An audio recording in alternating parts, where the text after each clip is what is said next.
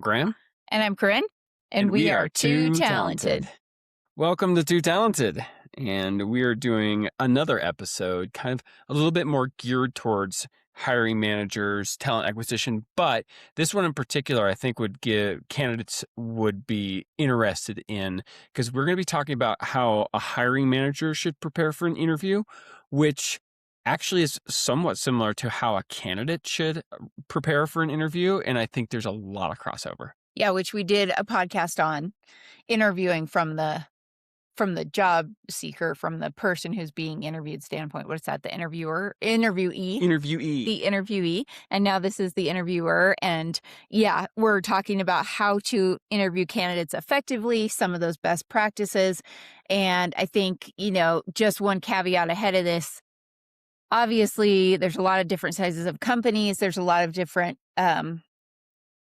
interview processes and numbers of interviews that happen. So this is, it could change a little bit based on, do you have a recruiter doing a phone screen? Do you have, at what point are you, the hiring manager, interviewing the person? And so it might vary just a little bit, like what you ask, if that's already being asked ahead of this. But we're going to go through best practices of, it's more of how do you get the most out of, this interview with the candidate, and what should you be honing in on to make sure that you're able to assess them accurately, properly, consistently, and in a somewhat of a standardized manner against other candidates. Yeah. And I think, a rule of thumb, and we're going to get into some other stuff, but a rule of thumb for a hiring manager is if you're doing most of the talking, you're probably not doing an effective interview. Yeah. And I've had so many candidates come back and be like, well, I talked 90% of the time, or the woman talked 90%. I'm like, that's interesting. That's probably not the most effective way. Yeah. It's one of our bullets. Yeah, we'll talk about it. Sure. But Corinne, how are you doing from a work running life? How's everything going? It's busy. We decided to start a Burrito League challenge in Castle Rock. If you don't know what that is, just search Burrito League and it's everywhere right now. Effectively, it's running back and forth on a 1/4 mile segment of pavement over and over and over again, as many times as you can. And we are hosting the Castle Rock segment, and therefore we are also doing event management and finding sponsors and setting up this whole grassroots thing that was started. Plus running it ourselves, Yeah. which I've put I think almost 90 miles on this little 1/4 mile segment in the past 9 days. And it's a lot. Yeah. It is a lot. Yeah, it's really fun though. And it's become this huge boom. Started after the infamous Chipotle and Strava challenge that has happened the last 2 years, did not happen again this year. So, yeah, we're doing a lot of Burrito League challenge segmenting and running, but also some other running. I'll be heading down to Arizona in about a week and a half to do some training on Black Canyon course. So that should be fun. Yeah.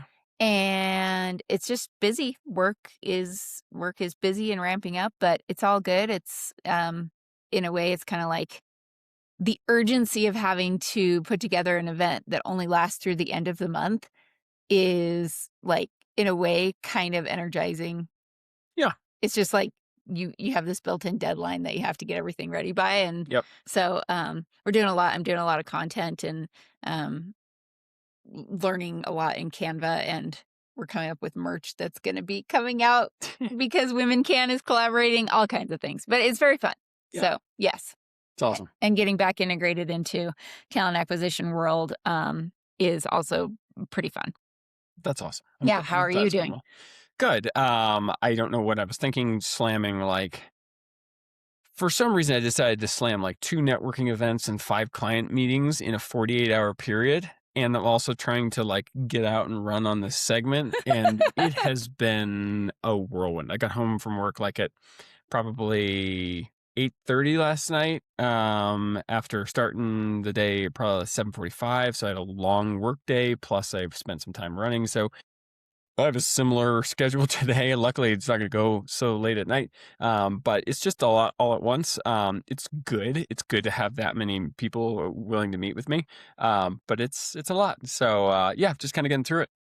So, but on to the episode of how to interview candidates. We're going to jump right in. As I said before, I think 10 minutes of preparation for an interview is a great amount of time to be thinking about it. I think especially if you're just going to spend a few minutes reviewing a resume, getting questions together, but spending a little bit of time. There's been a lot of other times that I talked about how a lot of managers will do 90% of the talking.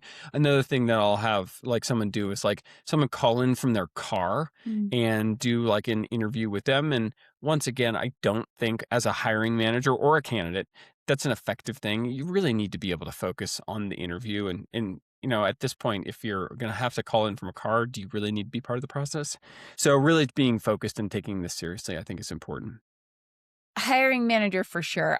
I'll give a little bit of leeway to a candidate if they are working and they have nowhere to go Yeah. to do the interview. But yeah, in general, just take it professionally. Try to find a conference room or, a quiet place to do the interview ahead of time. So yeah, I would agree with that for sure. Yeah. So, we're going to break this into a few different pieces, but I think to start, the first thing as a hiring manager, you should really be thinking about when you're going to be interviewing is decide on what role you're hiring for, not necessarily the job. So a good way to kind of be thinking about this is if it's a backfill, what was the role that the person who you are backfilling, what did they play? Were they kind of a right hand to you, or were they someone who questions sometimes your decisions in a professional way, of course, but someone who kind of makes you think about kind of the decisions that you're making? Or are they someone who's kind of the heads down, just get stuff done and is really efficient? So who are you backfilling? Or if it's a growth role, what do you need? And what type of kind of role do you need this person to play? Assessing that beforehand really helps you, I think, come up with questions that will help you identify who this is that you're talking to and do they fit the role that you're needing to fill. Yeah, I like that. So by role, it's not their title. It is more of their soft skills, their behaviors, and yeah, how they interact with the rest of the team and the organization, and what were the pros and cons of that person who left, and kind of what you need going forward. I totally agree with that. And so some of your questions do need to be focused around, is this person going to bring that skill set? Yeah. So, I mean, this is you've already seen the resume. You know that there's a fit from that standpoint, and this is now a chance to dig into how this person works, what motivates them, how they want to show up within the organization and within this position. So digging into that, I think, is definitely a way to get a layer below just that resume. For sure. I mean, if you're talking to someone who looks great on paper and you need this person to be kind of your cross-functional expert who's going to be meeting with multiple teams, maybe they're like a project manager or going to play that role, and you meet them and they're quiet and reserved and they don't talk much, you can say to yourself, okay, this person may not be the right fit for this job because I need this person to be highly communicative because they're going to be communicating with multiple teams. So that's kind of the reason for stopping and saying, what role is this person going to play? Yep. Totally agree. Okay. So moving on to this, like, and again, this could be something that is set up and decided and structured with, I like to do this as an internal recruiter ahead of time. You bring the whole hiring team together. This is how this is going to look. This is who's going to ask which questions. And as a result of this entire process, which might be 1, 2, 3 rounds of interviews, we're going to get a comprehensive idea of whether this person's a good fit. Meaning, I'm going to do an initial screen and I'm going to cover these things. The next person who talks to them does not need to cover these things because they've already been covered. They do not need to ask the question, tell me a little bit about yourself. And the worst situation is when every single person in the interview process starts the interview with, tell me about yourself. That's not the way you should do it. It should be I know you spoke with Corinne in the screening process. We're going to go a little deeper on a few other components of your background or a few other things.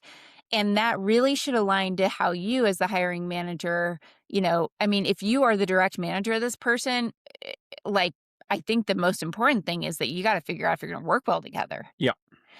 It's just, how do you like to work? How do you like to be managed?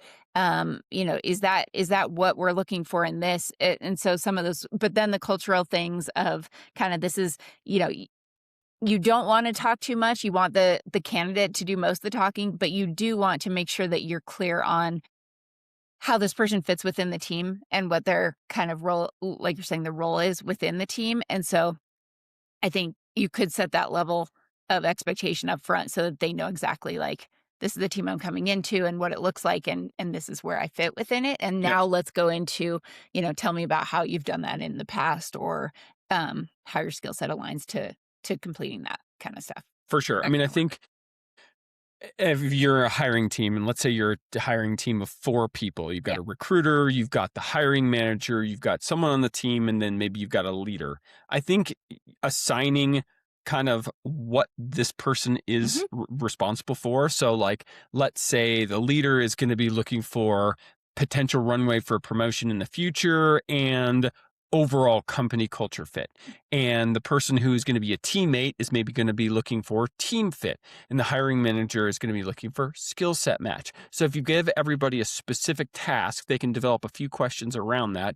And it allows for you not to kind of ask the same questions over and over, but it also gives a level of responsibility for the person to make sure that they know at the end of this interview how they feel about this specific part of the interview process. Yeah, that's exactly right.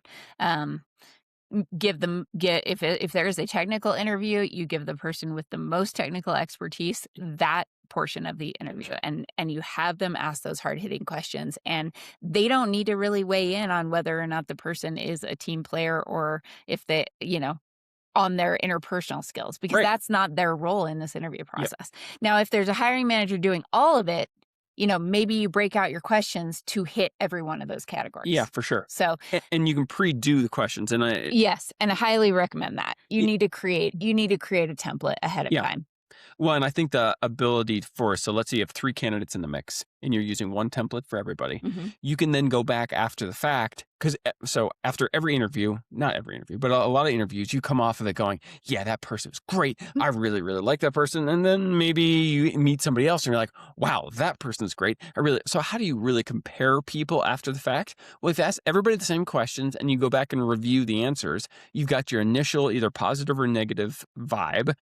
And then you take those questions and you can kind of do some qualitative looking and say, okay, this was this person's answer here. Ooh, that's right. That they did have a really good answer here. And that answer is better than this other person's answer, who at the time I thought it was good, but it's not as good as this person. So you can actually compare them using those questions.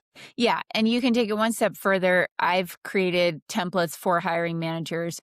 Here's our 3 or 4 questions. It can still be conversational. There can still be follow-up questions asked. You don't have to be so scripted that it's like, I ask this question, then I move on to the next question. Yeah. Right? It should be a conversation. But you have these questions that you need to hit on in every single interview.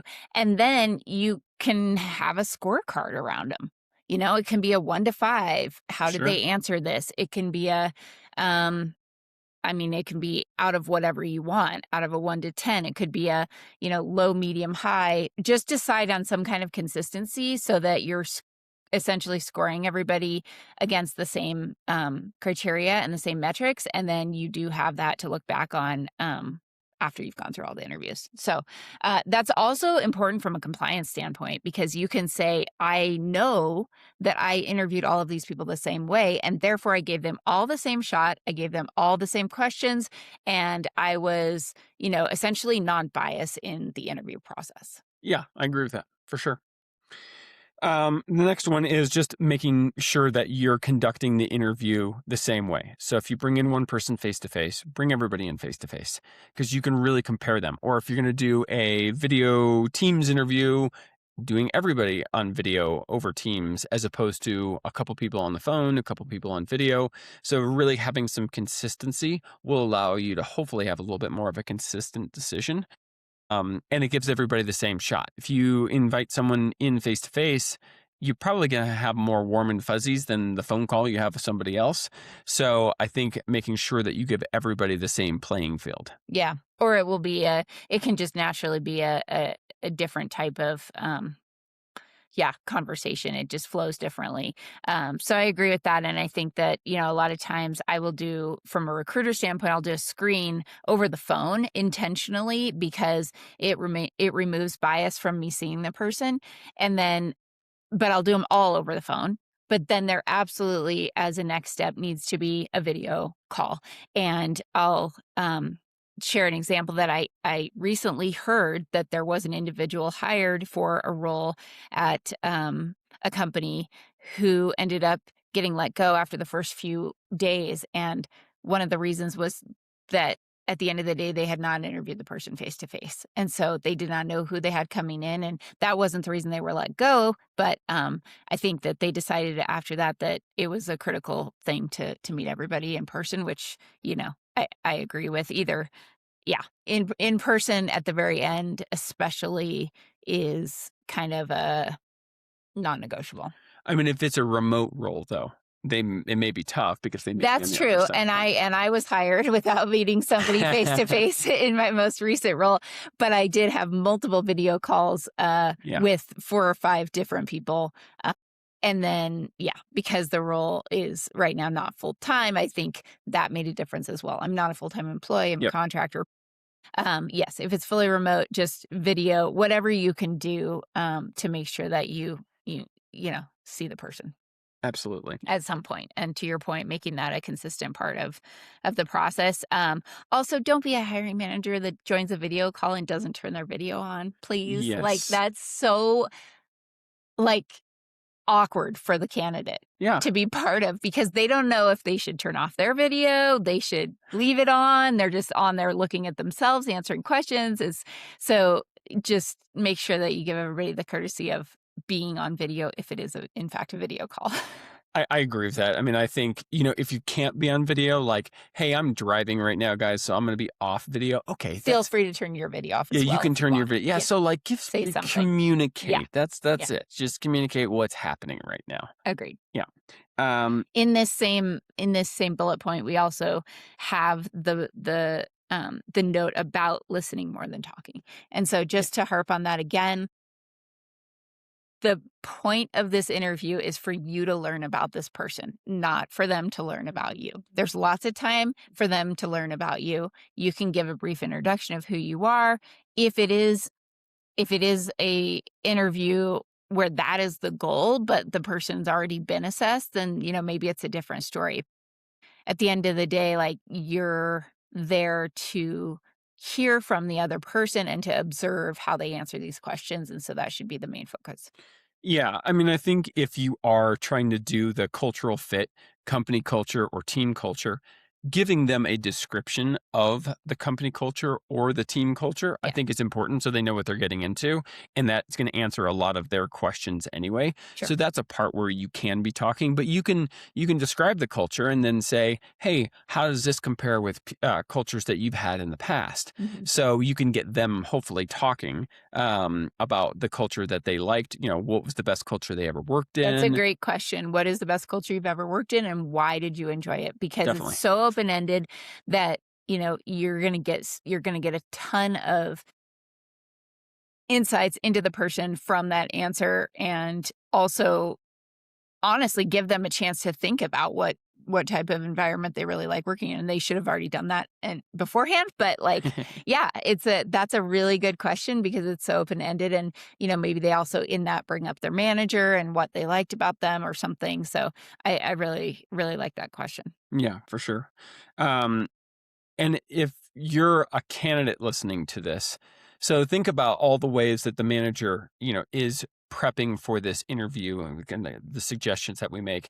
And you can utilize that into saying, okay, so I need to come prepared, ready to talk about a culture that I'm interested in, or I need to develop some questions beforehand that makes, me understand the culture, the team fit, the skill sets. So you becoming prepared with questions, because, inevitably at the end for a candidate, the hiring manager is going to say, well, do you have some questions for me? And of course you want some prepared. These are the types of questions that make it easy for you to just prepare for something like, tell me about the culture, or tell me more about the culture. Hey, I heard you say that you have a, program that allows us to get a referral bonus for referring other candidates. I know a lot of people who are looking right now. Can you tell me more about that program? Mhm. So really kind of asking questions to understand more about the culture is really important.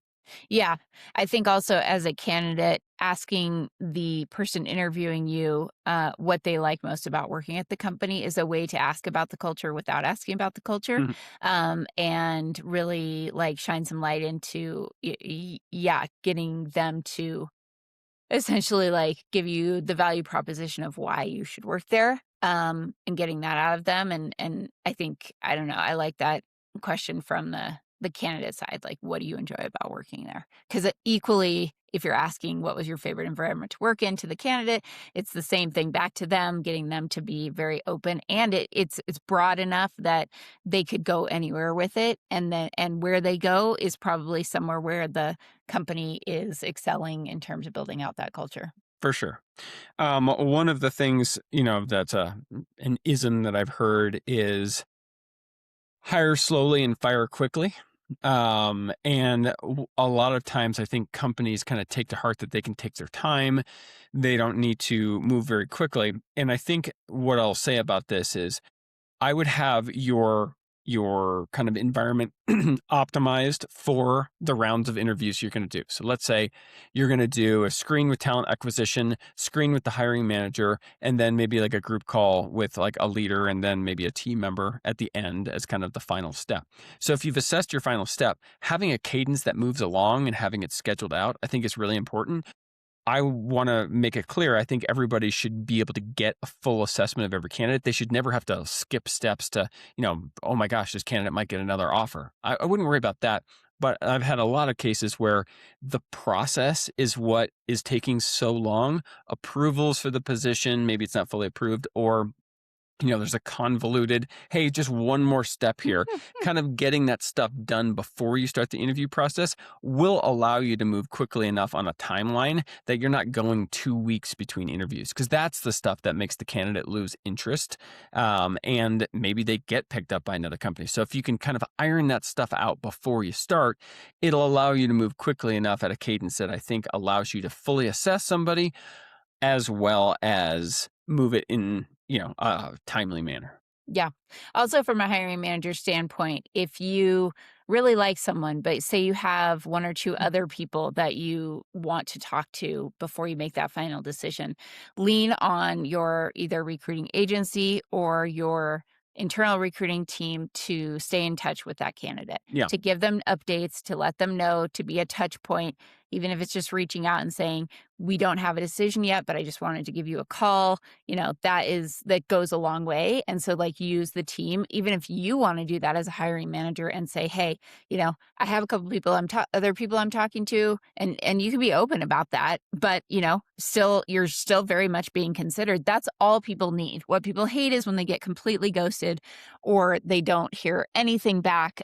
So just be communicative and use the other people within your organization to help you stay in touch with the people that you're, really liking. And equally, if somebody isn't a fit, it's okay to tell them, pretty quickly that they're unfortunately not a fit. You're going to be moving forward with other candidates. Yeah, absolutely. I mean, being communicative is really important. I know, like, for example, I've got a candidate who was going to interview with a company. They wanted to do a full assessment on whether they need someone at that level of experience based on another recent hire that they made.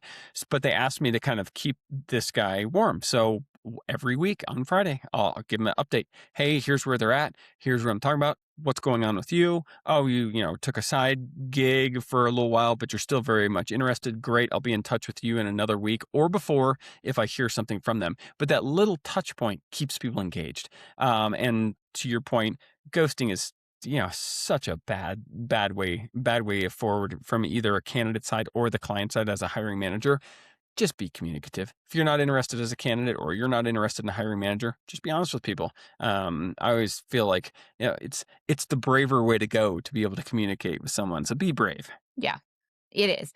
And if you're not, and you start to create a pattern of not getting back to candidates, that kind of stuff is going to show up on Glassdoor reviews, Yep. and it's really going to, impact your employer brand. So think about it from that standpoint too, is that you're also setting the examples and the precedents of, kind of what the market thinks of you as an employer when you're doing that stuff. So if you are the hiring manager doing the main interview and it's just you're just the only person, or you're one of maybe one or two people doing interviews, I think create an interview template for yourself, or get help in creating one from your HR team, your recruiting team, your agency, whatever it is. That should include the categories of, is it a skill set match? Is it a role fit, which we talked about the role and what role they play within the organization, the team, and the department? Is it a team fit from a interpersonal standpoint, and then the company culture fit? Like, try to hit every single one of those buckets with a question, and figure out kind of your scoring or measurement mechanism to be able to assess candidates against one another. And I think that allows you to go away from just your gut instinct of whether or not they're a fit. Yeah. And gives you some objectivity about why they might be a fit. One thing I will say is do trust your gut. If you if you say this person's not the right fit, I don't know if I can put my finger on it, but I don't feel that the right fit. Listen to that feeling. Malcolm Gladwell wrote a great book called Blink, which I'm rereading, and it's the theory of thin slicing. Paying attention to kind of your unconscious about why someone may not be a fit might be hard to describe, but make sure that you kind of listen to that, even though you're using the objective tool and some predetermined questions. Do listen to your gut to some extent. Yeah, listen to your gut and weigh it with the objectivity Yeah. of, don't stop an interview 5 minutes in because you have a weird feeling. Yeah. Like, give somebody the time to either not change your mind, but to get through every single one of the questions and have a fair shot of it at it. And then weigh kind of not only your internal gut feelings, but also, what you wrote down about how they answered the questions and their background. Combination of those. I mean, that's why you're interviewing somebody as a person and not letting a tool do it. Yep. Is to use that intuition and trust that you also know what is going to be best for your team and for the company. And the best way to do that is do this prep homework ahead of time. Yeah. Like, really, what does a good candidate look like in all these different areas, and doing that homework so that you can be confident in assessing it. Absolutely. Well, thanks for joining us on Too Talented Podcast. We will continue with at least a few more episodes for the hiring manager talent acquisition side. And hopefully candidates who are job seeking are getting, benefit from this as well. Anything else we need to add? No, I love to hear from people the most bizarre interview question they've ever gotten. Me too. I'll start with one that I heard. Wasn't asked of me, but I knew of a C-level who was asking every candidate what book was on their nightstand currently, and it's just there was just no right answer to that. And like half the people, you guarantee that people are going to be making stuff up. Oh, I have how to hit quota in 30 days on my nightstand right now. I've got Shakespeare on there. And what is the right answer to that question? So if you've had any bizarre interview questions asked, just for fun, throw it in the comments. Absolutely. And give us a like, give us a comment, tell us what you think. And let us know what else you want to hear about or, topics you'd like us to cover. We'll see you next time.